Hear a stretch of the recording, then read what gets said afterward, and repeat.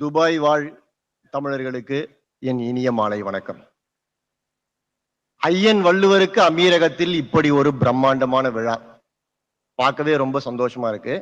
இந்த விழாவை எடுத்த நம்ம டத்தோ மணிகண்டமூர்த்தி வேலாயுதம் அவர்களுக்கு முதலில் நன்றியை தெரிவித்துக் கொண்டு என் உரையை ஆரம்பிக்கலாம் அப்படின்னு நினைக்கிறேன். Periyar Maniammai Institute of Science and Technology, Tanjavur. B.Tech Biotechnology with specialization in computer science and biology.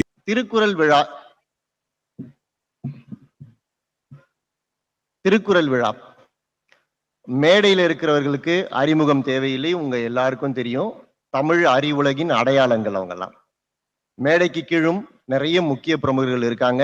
மலேசியாவிலிருந்தும் பாண்டிச்சேரியிலிருந்தும் அமைச்சர் பெருமக்கள் வந்திருக்காங்க. இந்த விழாவில் நானும் பேச வந்திருக்கேன். எங்க வீட்டம்மா கிட்டே நான் சொன்னேன் திருக்குறள் விழாவில் பேச போறேன் அப்படின்னு. எங்க வீட்டம்மா என்ன கேட்டாங்கன்னா, அது கரெக்டு, நான் என்ன சொன்னேன்னா, மேடையில் இருக்க இவங்களுக்கெல்லாம் தமிழ் நல்லா தெரியும், அதனால அவங்களை கூப்பிட்டுருக்காங்க. எனக்கு டத்தோ மணிகண்டன் சார் நல்லா தெரியும், அதனால அவர் என்னை கூப்பிட்டுருக்காரு.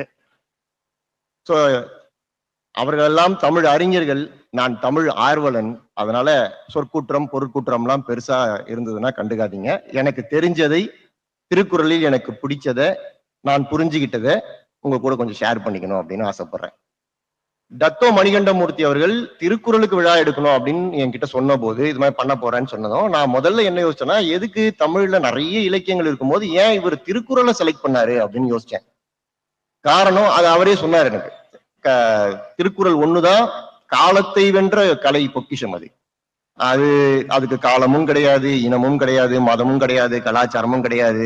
அமீரகத்துல இருந்து அண்டார்டிகா வரைக்கும் இருக்கிற எந்த மனிதரும் தனக்கு ஒரு பிரச்சனை அப்படின்னா அதை திருக்குறளை திருப்பி பார்த்து அதுக்கான விளக்கத்தை பெற்றுக்கொள்ளலாம். அப்படி ஒரு அரிய கலை பொக்கிஷம் 2000 வருஷத்துக்கு முன்னாடி எழுதுனது இன்னைக்கும் நமக்கு ரெலவெண்டா இருக்கு. அன்றைக்கும் இன்றைக்கும் என்றைக்கும் திருவள்ளுவர் ஒரு எவர்கிரீன் சூப்பர் ஸ்டார். தமிழர்களுக்கு தலையும் அவர் தான், தளபதியும் அவர் தான். நம்ம தான் அவர் சொல்றத முறையா காது கொடுத்து கேட்கறது இல்லை. இன்னைக்கு உலகத்துல 8.2 பில்லியன் மக்கள் தொகை, உலகத்துடைய மக்கள் தொகை. மொபைல் டிவைசஸோட எண்ணிக்கை எவ்வளவு அப்படின்னு பார்த்தோம்னா 18.2 பில்லியன். 8.2 பில்லியன் மக்கள் 18.2 பில்லியன் மொபைல் டிவைசஸ் யூஸ் பண்றாங்க. அப்போ கிட்டத்தட்ட 2-3 மொபைல் டிவைஸ பெரும்பாலான ஆட்கள் யூஸ் பண்றாங்க. இதை சரியாக புரிந்து கொண்டு டத்தோ மணிகண்டமூர்த்தி அவர்கள் திருக்குறளை, திருவள்ளுவரை அதே மொபைல் போன் மூலமாக மக்களிடம் கொண்டு சேர்க்க வேண்டும் அப்படின்ற முயற்சி எடுத்திருக்காரு. இந்த நிகழ்ச்சிக்கு ரெஜிஸ்ட்ரேஷன்ல ஆரம்பிச்சு பார்ட்டிசிபென்ட்ஸ் பங்கேற்றதுல இருந்து அவர்களை ஷார்ட் லிஸ்ட் பண்ணதுல இருந்து எல்லாமே பெரும்பகுதி ஆன்லைன்லயே நடந்திருக்கு. ஸோ மொபைல் வழியாகவே இன்றைய இளைஞர்களுக்கு, அடுத்த தலைமுறைக்கு திருக்குறளை கொண்டு போய் சேர்க்கணும் அப்படின்னு நினைச்ச அந்த எண்ணத்துக்கு மீண்டும் ஒரு முறை நன்றியை சொல்லிக்கிறேன். திருக்குறள் காலையில இருந்து நீங்க நிறைய குறள் கேட்டீங்க, அதனால நான் திருக்குறள் எல்லாம் ஒண்ணுமே சொல்லாம எனக்கு தெரிஞ்ச சில விஷயங்களை மட்டும் சொல்றேன். ஒரு குட்டி கதை ஒண்ணு சொல்றேன்.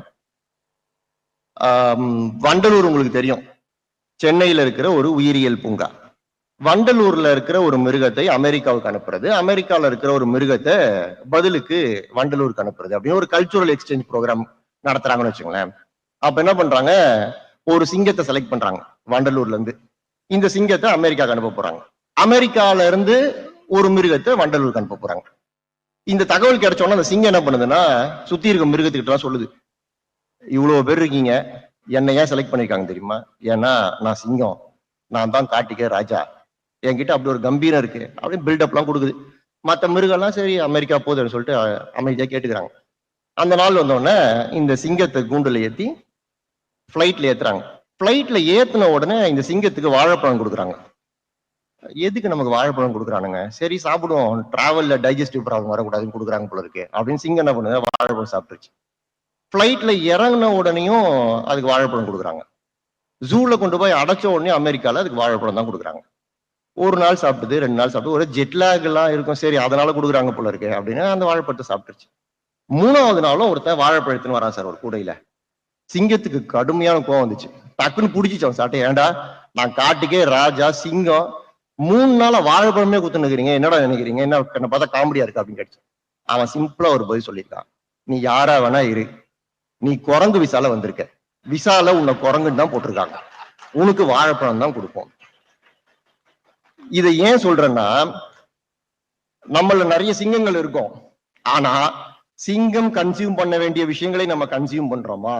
மொபைல்ல குரங்கு கன்சியூம் பண்ற விஷயங்களை நம்ம கன்சியூம் பண்ண ஆரம்பிச்சோம்னா யூடியூப் அல்காரிதமும் பேஸ்புக் அல்காரிதமும் நமக்கு வாழைப்பழம் தான் கொடுக்கும். உங்களுக்கு சிங்கத்துக்கான கண்டென்ட்டை அது கொடுக்காது. அதனால திருவள்ளுவரை நீங்க கன்சியூம் பண்ண ஆரம்பிச்சீங்கன்னா அடுத்து அது திருமூலரை கொடுக்கும். திருமூலரை படிக்க ஆரம்பிச்சீங்கன்னா அடுத்து அது தொல்காப்பியத்தை கொடுக்கும். சோ நம்ம தமிழருடைய பெருமைகளை நாம் தெரிந்து கொள்வதற்கு உள்ள புரிஞ்சு உள்ள போறதுக்கு முன்னெடுப்பை யாராவது எடுக்க வேண்டும். அந்த வகையில நம்முடைய நண்பர் டத்தோ அவர்கள் இந்த முன்னெடுப்பை எடுத்திருக்கிறார். டத்தோ இதை எடுத்ததுல எனக்கு பெரிய ஆச்சரியம் இல்லை. ஏன்னா சால்ட் அண்ட் பெப்பர் தாடியோட அவரே ஒரு மாடர்ன் வள்ளுவர் மாதிரி தான் இருப்பாரு. அதனால அவருக்கு வள்ளுவர் மேல ஒரு தனிப்பட்ட ஈர்ப்பு இருந்திருக்கலாம். அதனால சோ நம்ம என்ன கன்சியூம் பண்றோம் அப்படின்றது மொபைல்ல மெல்ல மெல்ல திருக்குறளை படிக்க ஆரம்பிச்சா நமக்கு திருக்குறளுக்குள்ள இருக்கிற நிறைய விஷயங்களை இப்ப அறிஞர் பெருமக்கள் சொல்லுவாங்க. அது அவங்க ஏரியா, இது அவுட் ஆஃப் சிலபஸ். அதனால நான் அதுக்குள்ள போல. திருக்குறளை படித்த எல்லாருமே அவருடைய அறிவிலும் செறிவிலும் மயங்கி இருக்கிறார்கள். இன்னைக்கு இல்ல, அது வெள்ளக்காரன் இருந்து. நான் சென்னையை பத்தி ஒரு புத்தகம் எழுதியிருக்கேன், சென்னையின் கதை அப்படின்னு ஒருத்தரை பத்தி எழுதியிருக்கேன். நீங்க சென்னை மவுண்ட் ரோடுக்கு வந்த எல்லாருக்கும் சாந்தி தியேட்டர் தெரியும். சாந்தி தியேட்டருக்கு பின்னாடி எல்லிஸ் ரோடு அப்படின்னு ஒரு ரோடு இருக்கு. அந்த எல்லிஸ் யார் அப்படின்னா 1810 சென்னை மாகாணத்தின் கவர்னரா இருந்தவர் பிரான்சிஸ் ஒயிட் எல்லிஸ் அவர் பேரு. அவர் இங்க வந்த உடனே திருக்குறளை பத்தி கேள்விப்பட்டு, சரி தமிழ் ஆக்சுவலா முதல்ல அவர் தமிழை பத்தி கேள்விப்பட்டு, தமிழ் ரொம்ப நல்ல இனிமையான மொழியா இருக்கு, தமிழை படிப்போம் அப்படின்னு தமிழை கத்துக்கிறார். தமிழை கத்துக்கிறது அப்படின்னா சும்மா பேசுறதுக்கு கத்துக்கிறது இல்ல. ராமச்சந்திர கவிராயன் ஒருத்தகிட்ட போய் தமிழ் படிச்சு செய்யுள் எழுதுற அளவுக்கு கத்துக்கிறாரு தமிழ. சோ நம்ம ஆட்களுக்கே தெரிஞ்சதை விட அதிகமான தமிழ் எல்லிஸுக்கு தெரிஞ்சிச்சு. இதெல்லாம் படிச்ச உடனே அவர் முதல்ல எடுத்தது திருக்குறள். திருக்குறளை படிச்சு பாக்குறாரு, அப்படியே அசந்து போயிட்டாரு. என்னடா இந்த மனுஷன் 2 லைன்ல இவ்வளவு ஷார்ட் அண்ட் ஸ்வீட்டா 2 லைன்ல 7 வார்த்தை தான், எந்த 7 இருந்தாலும் இந்த 7 வார்த்தையை படிச்சா அதுக்குள்ள பதில் இருக்கு, இந்த மாதிரி அற்புதமா எழுதியிருக்காரு. இது நம்ம நாட்டு மக்களும் தெரிஞ்சுக்கணும் அப்படின்ட்டு ஆங்கிலத்தில் மொழிபெயர்க்கிறார். திருக்குறளை அறத்துப்பாலை முதலில் ஆங்கிலத்தில் மொழிபெயர்த்தவர் எல்லிஸ்.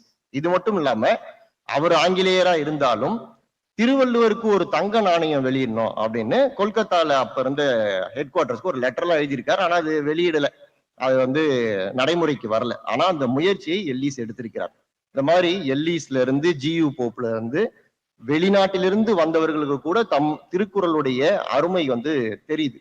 ஆனா நம்ம காலத்தை வீணாக்கிட்டு இருக்கோம். திருக்குறளை படிக்காம போற ஒவ்வொரு நாளும் அது ஒரு வீணா கழிகிற காலம் அப்படின்னு தான் நான் நினைக்கிறேன்.